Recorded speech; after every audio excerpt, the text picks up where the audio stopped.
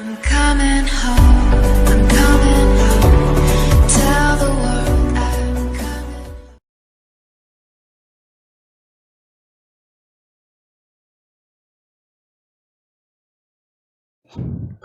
देखिए, हम लोग अलजेब्रा में क्लास 10 से क्वाड्रेटिक इक्वेशन पढ़ते हैं, क्लास 11th में भी पढ़ते हैं, लेकिन क्लास 10 से हम लोग इस चीज़ को पढ़ते आते हैं, क्वाड्रेटिक इक्वेशन,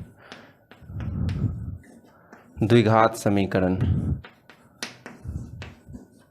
क्वाड्रेटिक इक्वेशंस का मतलब हिंदी में क्या होता है? द्विघात समीकरण। इस बात को हम लोग जानते हैं। देखिए, ये अलजेब्रा का एक पार्ट है, ये जो है ये है पार्ट ऑफ अलजेब्रा।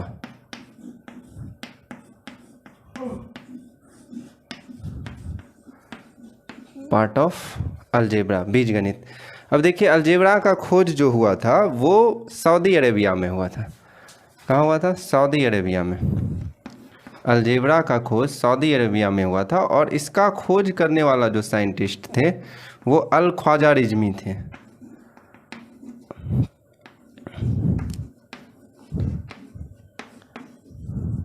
अलजेब्रा का खोज अल ख्वाजारिज़मी नामक साइंटिस्ट किए थे। ठीक है, अब इसका खास बात क्या है? द्विघात समीकरण हम लोग सब पढ़ते हैं, तो इसमें खास बात क्या है? द्विघात समीकरण जब हम लोग पढ़ते हैं तो वहाँ से क्या सीखते हैं कि लास्ट वाले का 2 फैक्टर करना है, और उस फैक्टर से हम लोग सॉल्यूशन, जैसे मान लीजिए सॉल्यूशन निकाल लेते हैं। जैसे क्वाड्रेटिक इक्वेशंस का फॉर्म हम लोग क्या पढ़ते हैं? फॉर्म हम लोग पढ़ते हैं ax² + bx + c = 0। इसी फॉर्म को हम लोग क्या कहते हैं? द्विघात समीकरण का रूप, ax² + bx + c = 0। अब देखिए, यहाँ से हम लोग क्या करते हैं कि x बराबर इसको याद कर लेते हैं, या इसका वैल्यू निकालते हैं -b ± √b² -4ac / 2a। यही फॉर्म होता है, x = -b ± √b² -4ac / 2a। अब कभी इस बात को हम लोग नहीं जान पाते हैं कि ये फॉर्म जो हम लोग बनाते हैं होल स्क्वायर प्रोसेस से, इसको हम लोग किस प्रोसेस से बनाते हैं? होल स्क्वायर प्रोसेस से। ये होल स्क्वायर प्रोसेस आता कहाँ से? तो अभी हम लोग देखेंगे इसको ज्योमेट्री से। अलजेब्रा को, जो द्विघात समीकरण को जो सॉल्व किया जाता है, जो मूल रूप से इसका सॉल्यूशंस था, वो कहाँ से आया था? ज्योमेट्री से। कैसे आया था इस बात को हम लोग समझते हैं, आराम से देखिएगा। इस बात को हम लोग समझते हैं कि ये जो है इसका सॉल्यूशन जो आया था वो ज्योमेट्री से आया था। कैसे? से कोई भी एक हम लोग द्विघात समीकरण लिख लेते हैं, तो हम लोग लिखते हैं x² + 2x - 3 = 0। अलजेब्रा का ये हम लोग क्या करेंगे? ज्योमेट्रिक सॉल्यूशन देंगे। इसको हम लोग नाम क्या देते हैं? Geometric solution. अलजेब्रा का सॉल्यूशन हम लोग किससे देंगे? ज्योमेट्री से। एकदम ध्यान से देखिएगा तो बहुत मज़ा आएगा। इस चीज़ को हम लोग अब लिख सकते हैं, क्या लिख सकते हैं? तो लिख सकते हैं ये कि x² + 2x = 3। इस चीज़ को हम लोग क्या लिख सकते हैं? x² + 2x = 3। तो देखिए, यहाँ से हम लोग ये बताइए कि x² जो है ये किस ज्योमेट्री का पार्ट है, किस ज्यामितीय आकृति का पार्ट है, इस बात को समझना है। तो x² को हम लोग क्या कह सकते हैं कि ये एक ऐसे वर्ग का क्षेत्रफल है। ये क्या है? ये डिनोट कर रहा है एरिया को। ये किसको डिनोट कर रहा है? एरिया को। ये वर्ग का क्षेत्रफल है, स्क्वायर ऑफ एरिया है। तो हम लोग कह सकते हैं कि एक वर्ग है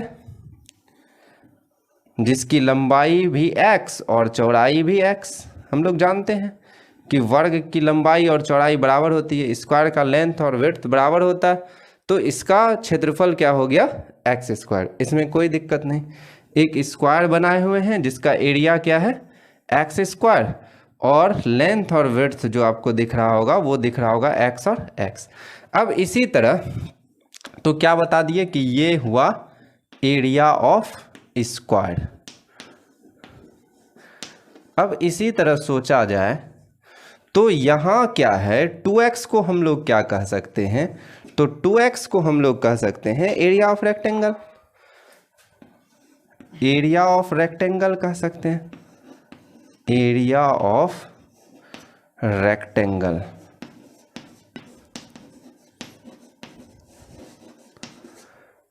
एक्स स्क्वायर को हम लोग एरिया ऑफ स्क्वायर यदि कह सकते हैं तो 2x को हम लोग क्या कह सकते हैं, area of rectangle.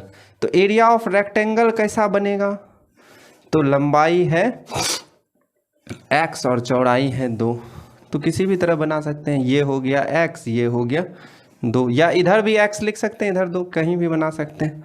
Equals to क्या दिया हुआ है, तो इक्वल्स टू दिया हुआ है 3, तो एक, तो ये वर्ग का क्षेत्रफल तो हो नहीं सकता है, ये स्क्वायर का एरिया तो हो नहीं सकता है। क्यों, हम लोग जानते हैं स्क्वायर का एरिया जब भी होगा तो होल स्क्वायर के फॉर्म में होगा। जैसे 4 होता तो 2 का स्क्वायर, ठीक है, या 9 होता तो किसका स्क्वायर होता, साइड कितना होता, 3 होता। 16 होता तो साइड कितना होता, 4 होता। तो ये फुल रूट नहीं है, ये वर्ग संख्या, पूर्ण वर्ग संख्या नहीं है, होल स्क्वायर नंबर नहीं है, इसलिए ये निश्चित रूप से एक रेक्टेंगल है।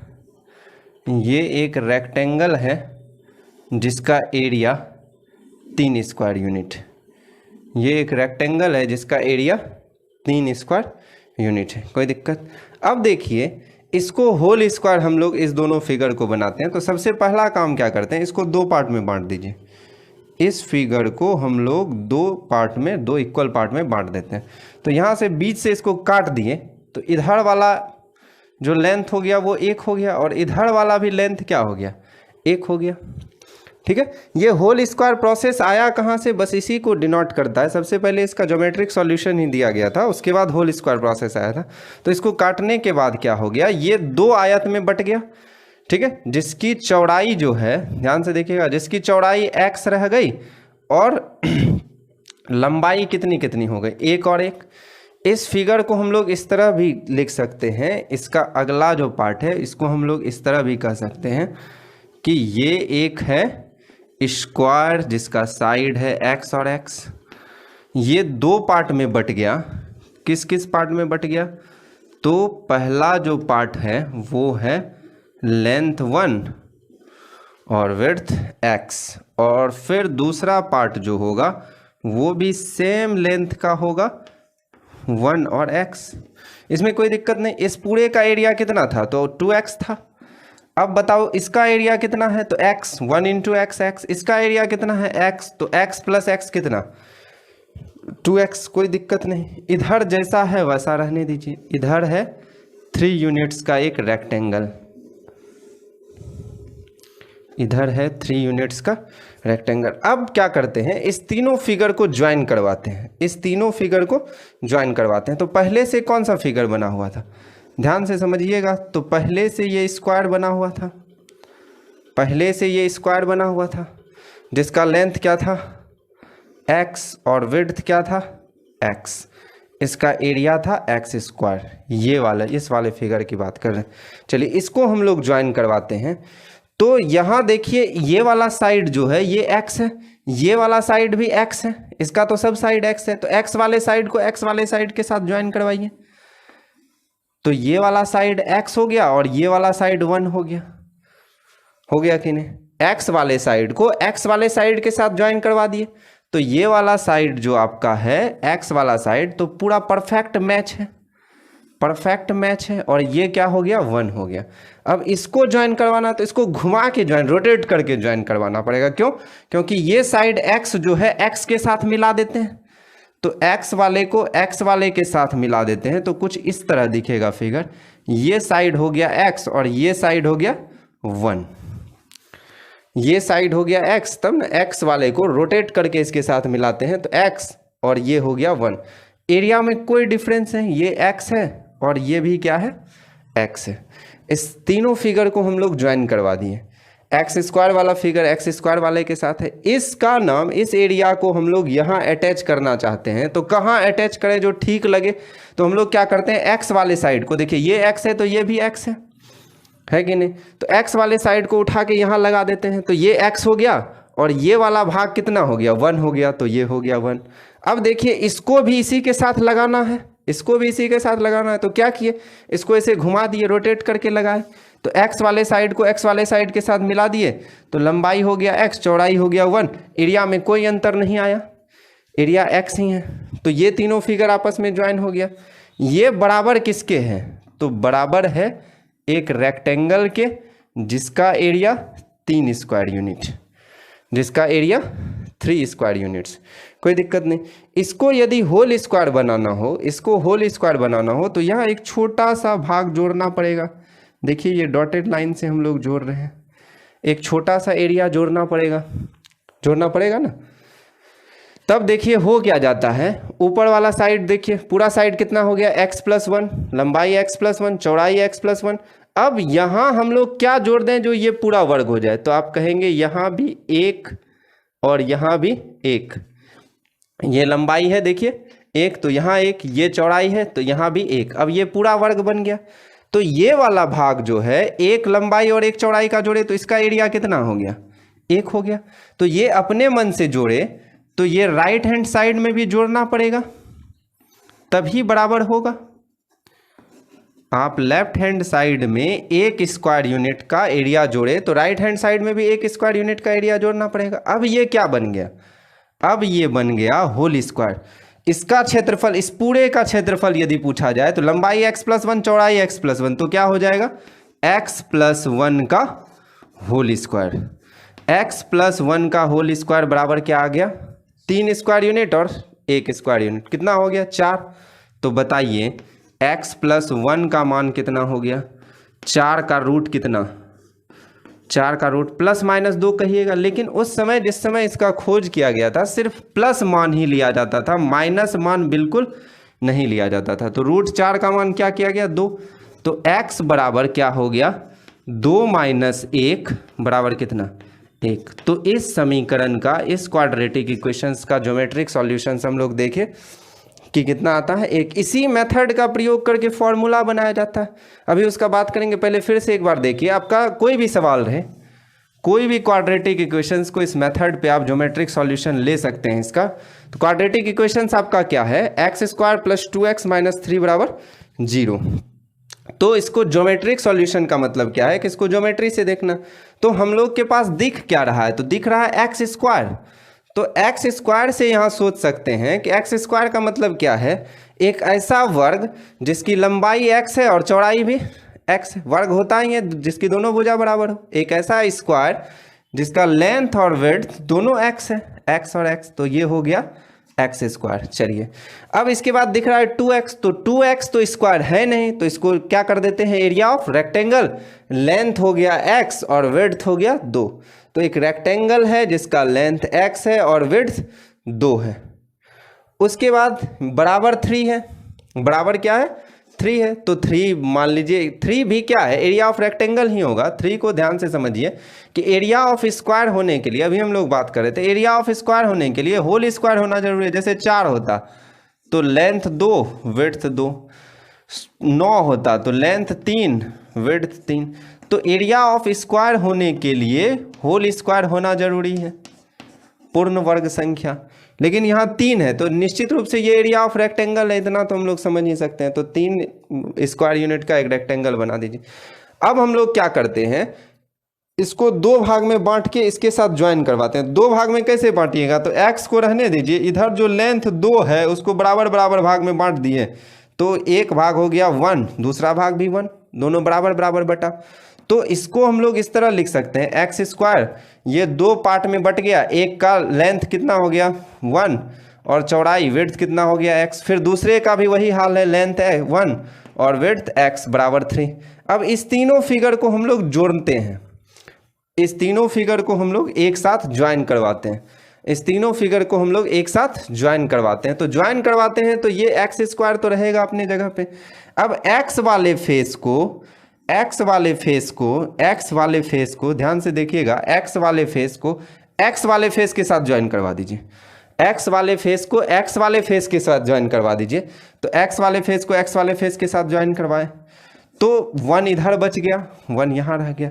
फिर से x वाले फेस को, x वाले भुजा को, x वाले फेस को x वाले फेस के साथ ज्वाइन करवाएंगे तो x यहाँ है तो इसको घुमा के ज्वाइन करवाना पड़ेगा। तो यहाँ से घुमा के ज्वाइन करवाए तो ये बन गया x और ये बन गया 1। तो होल स्क्वायर बनाने के लिए, ये पूर्ण वर्ग बनाने के लिए कमी किस बात का था? तो इतना छोटा सा क्षेत्र नहीं मिल रहा था, ये वाला पार्ट। तो इसके लिए हम लोग अपने मन से ज्वाइन करवाए क्या, इधर भी एक और इधर भी एक स्क्वायर यूनिट एरिया का वर्ग जोड़े तो एक स्क्वायर यूनिट इधर भी जोड़ दीजिए, तो ये पूर्ण वर्ग हो गया। x + 1 का होल स्क्वायर बराबर 4, x + 1 बराबर 2, x बराबर कितना 2 - 1 बराबर 2। इसी का यूज करके क्या बनाया जाता है आपको, solution of quadratic equation. Solution of quadratic equations देखे होंगे आप लोग।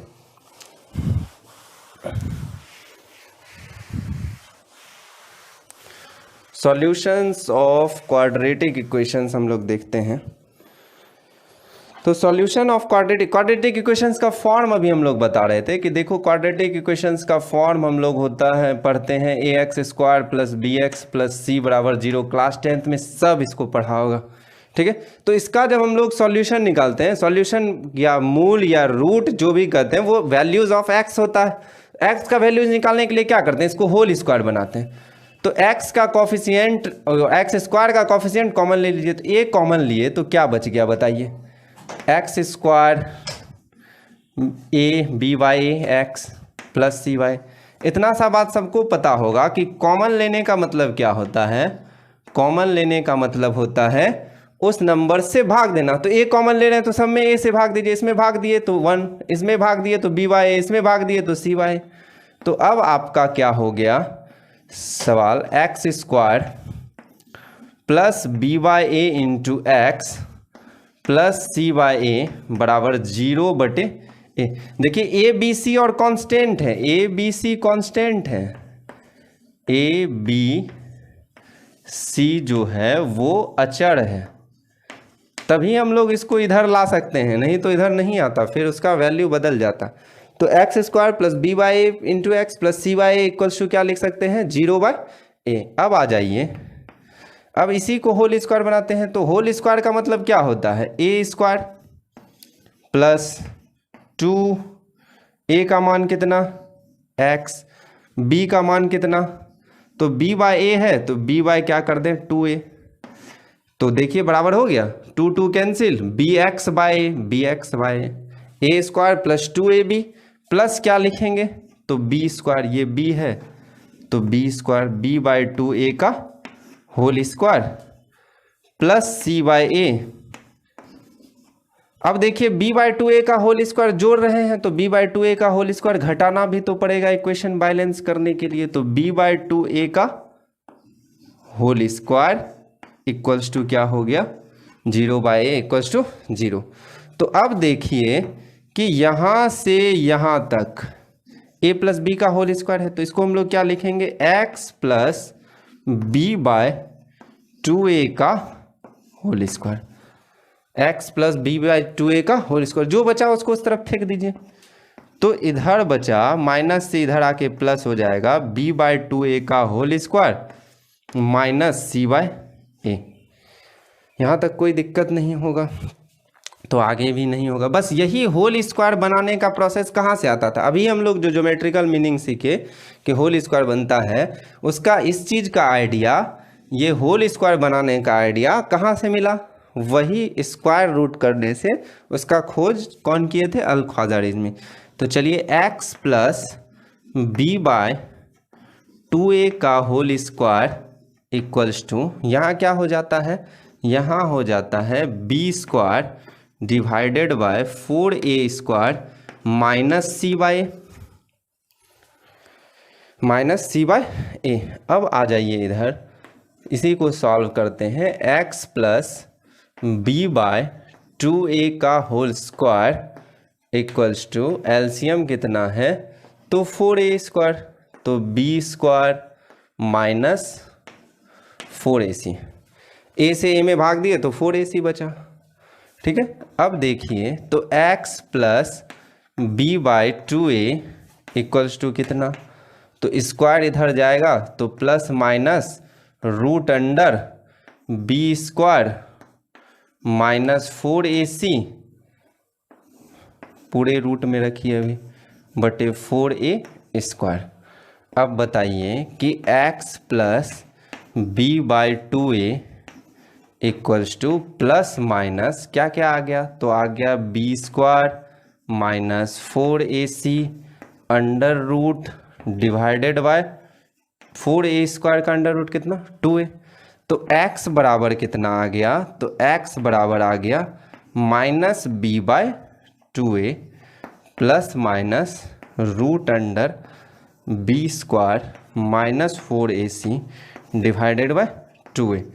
तो क्या हो गया 2a एलसीएम, इसी को हम लोग सॉल्यूशन ऑफ क्वाड्रेटिक इक्वेशंस कहते हैं, minus b plus minus root under b square minus 4ac। इसको हम लोग क्लास 10th में देखते हैं, ठीक है। इसको क्लास 10th के बच्चे को देखना चाहिए और इससे ज़्यादा वो सॉल्यूशन पे दिमाग देना चाहिए कि ये वाला जो सॉल्यूशन है, बार बार फोकस कर रहे हैं कि ये होल स्क्वायर बनाने का जो आइडिया है वो कहाँ से मिला था, इस पे विचार करना। इससे पहले जो ज्योमेट्रिकल सॉल्यूशन दिए उससे क्या पता चलता है कि ये आइडिया कहाँ से आया था। इससे आप अंडरस्टैंडिंग कर सकते हैं कि कोई भी जो सॉल्यूशंस है उसको बनाने के लिए, सवाल के सॉल्यूशंस को बनाने के लिए कितना सोचा गया था, उसके पीछे कितना मेहनत किया गया था, तब ये सॉल्यूशन आपके पास आया है। इसी को हम लोग देख रहे थे, geometric solutions of quadratic equations, ठीक है।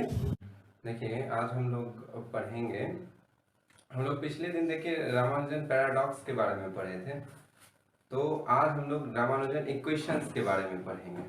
आज हम लोग देखेंगे कि रामानुजन इक्वेशंस क्या होता है। एक बहुत ही खास इक्वेशंस है जिसको हम लोग क्या नाम देते हैं, रामानुजन इक्वेशंस।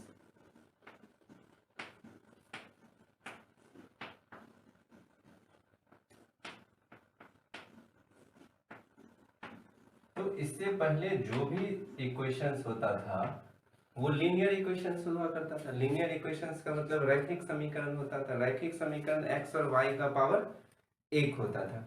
लेकिन एक खास इक्वेशंस रामानुजन ने दिया कि root x plus y equals to 7 और x plus root y equals to 11। इस पेयर ऑफ इक्वेशंस को सॉल्व करना था, ठीक है। इस पेयर ऑफ इक्वेशंस को क्या कहा जाता है, रामानुजन इक्वेशन। वैसे रामानुजन थ्योरी बहुत सारा है, इसमें से कुछ कुछ जो खास बात है वो हम लोग देखते रहेंगे। तो आज हम लोग रामानुजन इक्वेशंस देखेंगे कि इससे पहले जो भी इक्वेशन सॉल्व किए होंगे क्लास 10th में, क्लास 9th में हम लोग सॉल्व करते हैं लीनियर इक्वेशंस। x और y का पावर सेम रहता है तो हम लोग इक्वेशन सॉल्व कर लेते हैं। यहाँ x और y का पावर सेम नहीं है, x का पावर 1/2 है, y का पावर 1 है, x का पावर 1 है, y का पावर 1/2 है। तो इसको कैसे सॉल्व किया गया, इस इक्वेशंस को कैसे सॉल्व किया गया, इसको आज हम लोग देखेंगे। तो देखिए इसको बहुत तरह से सॉल्व किया जा सकता है। एक तो हिट एंड ट्रायल मेथड से सॉल्व कर सकते हैं, या इक्वेशन से कैसे सॉल्व किया गया इसको आज हम लोग समझेंगे। इस इक्वेशंस को आज हम लोग समझेंगे। इसको आप अपने से भी सॉल्व कर सकते हैं, एक बार दिमाग लगा सकते हैं कि इस इक्वेशंस को कैसे सॉल्व किया जा सकता है, ठीक है। नहीं तो हम देखते हैं कि इसको कैसे सॉल्व किया जाता है। तो बेसिक इक्वेशंस की तरह ही सॉल्व करते हैं। इक्वेशन 1 में से इक्वेशन 2 को माइनस करते हैं, इक्वेशन 1 में से इक्वेशन 2 को माइनस करते हैं। तो क्या बन जाता है, रूट x प्लस वाई में से माइनस करते हैं क्या क्या, तो x plus root y. LHS को LHS के साथ माइनस किया, RHS को RHS के साथ माइनस कर दीजिए, तो 7 माइनस 11, ठीक है। अब देखिए इसको जब सबको ब्रैकेट से बाहर करेंगे तो किस तरह दिखेगा, root x plus y minus x minus root y equals to क्या दिखेगा, तो 7 माइनस 11 कितना दिखेगा, -4। अब देखिए x और पावर 1 वाला, x और y का पावर सेम वाला जहां जहां है उसको एक साथ लेते हैं हम लोग। तो y में और x में देखिए पावर सेम है, तो इसको एक साथ ले लीजिए। तो क्या लिख सकते हैं हम लोग, y माइनस एक्स एक साथ आ गया, और root x minus root y एक साथ आ गया, root x minus root y एक साथ आ गया, इक्वल्स टू क्या हो गया, -4। वहां माइनस थोड़ा ठीक नहीं लग रहा है -4, तो इधर से माइनस कॉमन लेके उसको प्लस कर सकते हैं। ठीक है, तो इधर से जब हम लोग माइनस कॉमन लेंगे तो ये बताइए, यहां से माइनस कॉमन लेंगे तो क्या हो जाएगा, -x - y होगा, और यहां से माइनस कॉमन लेंगे तो प्लस से हो जाएगा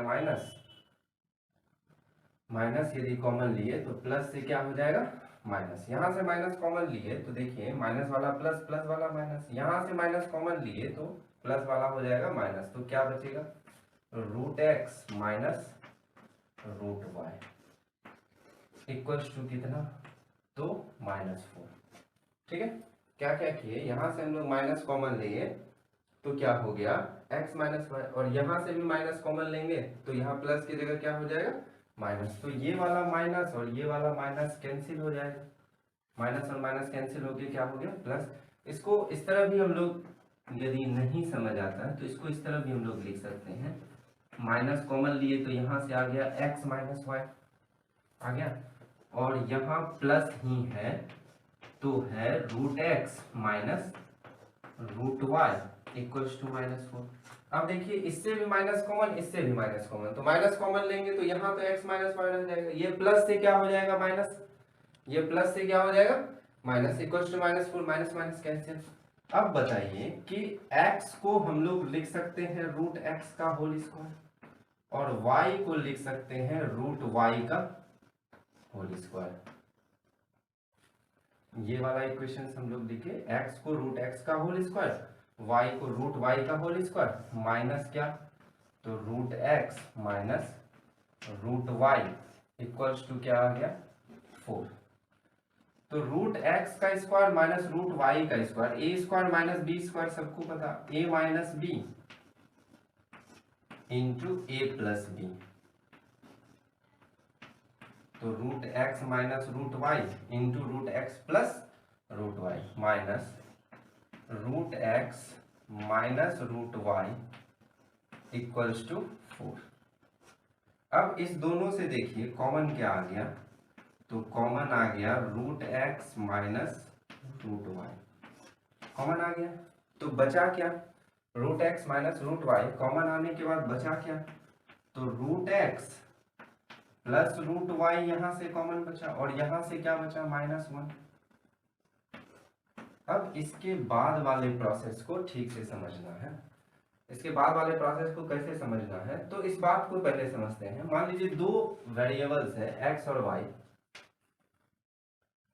दो वेरिएबल्स है x और y, ये 4 के बराबर है, तो क्या क्या पॉसिबिलिटीज हो सकता है x और y का मान, तो हम ये कह सकते हैं फैक्टर के रूप में, दोनों यदि प्लस है तो x बराबर 1 y बराबर 4, और कह सकते हैं x बराबर 2 y बराबर 2, और कह सकते हैं x बराबर 4 y बराबर 1।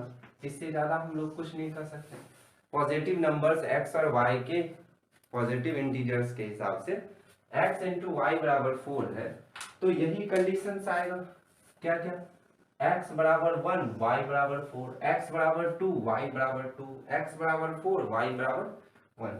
तो यहाँ भी सेम सिचुएशन है, दो नंबर, दो वेरिएबल्स आपस में गुना होके 4 हो रहा है, तो हम लोग इसको क्या कह सकते हैं, इसको कह सकते हैं कि √x माइनस √y बराबर क्या होगा, और दूसरा फैक्टर जो है √x प्लस √y माइनस 1 बराबर क्या होगा, तो यही कह सकते हैं, इसका मान 1 और इसका मान 4, तो 1 गुना 4 बराबर 4, या क्या हो सकता है, इसका मान 2 और इसका भी मान 2, तो 2 गुना 2 बराबर 4, या क्या कह सकते हैं, इसका भी वैल्यू 4 और इसका वैल्यू 1, तो भी वैल्यू क्या होगा 4 ही होगा।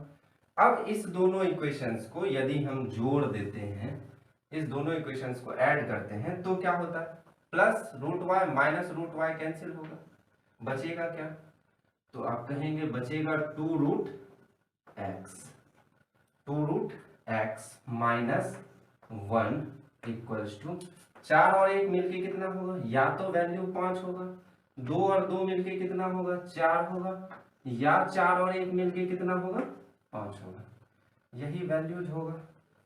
ठीक है। अब इस -1 को उस साइड भेजते हैं, इस -1 को उस साइड भेजते हैं, इधर आ रहा है क्या, इस -1 को उस साइड भेजते हैं तो क्या सिचुएशन होता है कि 2√x बराबर 5 और 1 कितना 6, 4 और 1 कितना 5 और 5 और 1 कितना 6। तो बताइए √x बराबर कितना हो गया, तो आप कहेंगे √x बराबर हो गया 6/2, 5/2 और 6/2। मतलब √x का वैल्यू 3 और 5/2। हमको सिर्फ इंटीग्रल वैल्यू चाहिए, पूर्णांक संख्या चाहिए। तो √x बराबर कितना मान निकाला गया, तो √x का मान निकाला गया 3। तो √x का मान 3 हुआ तो x स्क्वायर बराबर कितना, स्क्वायर बराबर नहीं x बराबर कितना, तो स्क्वायर कर दीजिए। तो x बराबर कितना हो जाएगा 3 का स्क्वायर इक्वल्स टू 9।